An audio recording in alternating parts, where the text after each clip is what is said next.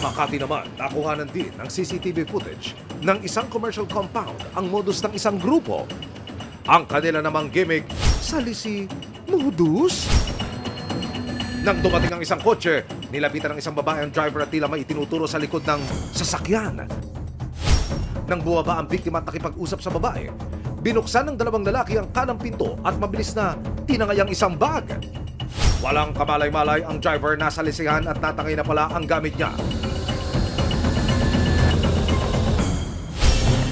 Nakapanayam ng resibo ang may-ari ng CCTV footage. Dito siya nag-park, nung paalis na, may mga lumapit na group.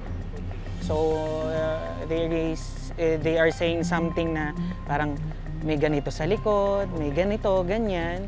So parang dinidistract nila and then they force the driver to park there in front of that establishment. At that time, they are 5, yung mga nakapayong na babae, 3. So nung bumaba yung driver, noon na sumalisin ng bukas yung 2 lalaki. Siyempre nakakabahala yan, di ba? Dahil ma-alarm yung mga customer namin, may nangyayaring ganito sa area. Nakapanayam din ng resibo ang nakausap ng biktima sa mga oras na nangyari ang insidente.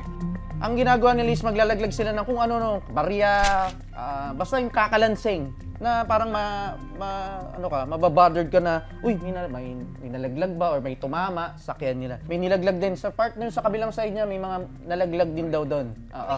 Barya, susi, kahit ano, basta pwedeng mag-sound ng basta na maingay, nakalansing, gano'n. Medyo traumatized po si tatay, tapos parang ayaw niya na rin anuhin kasi ayaw niya na lang din ma-stress. Kumbaga, kasi nga, yung asawa niya nga, sakit.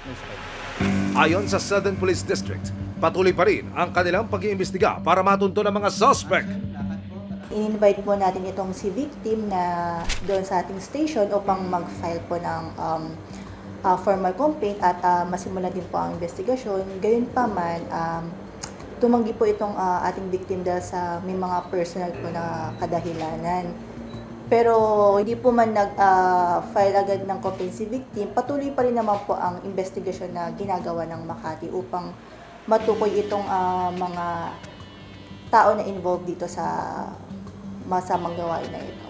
Mahalaga rin po tandaan yung mga ganitong uri ng krimen ay maaaring mangyari po sa iba't ibang lugar, kaya patuloy po namin pinapaigting ang presensya ng mga kapulisan sa mga pampublikong lugar upang maiwasan po yung mga ganitong insidente. Maraming salamat sa panonood, mga kapuso. Para masundan ang mga reklamong nasolusyonan ng resibo, mag-subscribe lamang sa GMA Public Affairs YouTube channel.